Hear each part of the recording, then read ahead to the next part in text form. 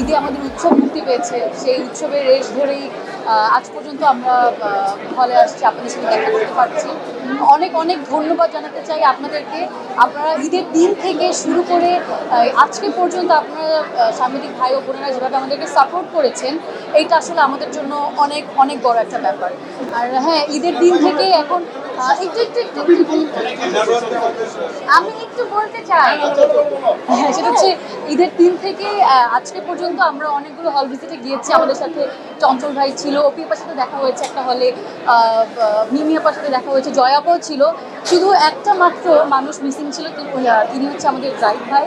তো আজকে তাকে আমরা পেয়ে আসলে মনে হচ্ছে একটা একটা উৎসবেই আমরা এসেছি। তো জাহিদ ভাইকে অনেক অনেক ধন্যবাদ। আর তিনি অসুস্থতার কারণে আসতে পারেনি, এই তো। আর আজকে এখানে সব আর্টিস্ট আছে, আমাদের উৎসবের সব কাস্টিং আছে, শুধুমাত্র জয়াপা নেই।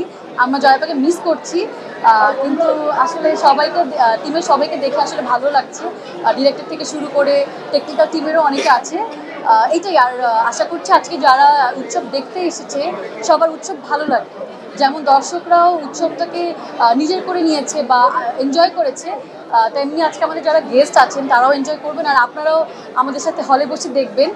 আশা করছি আপনাদের ভালো লাগবে। ধন্যবাদ।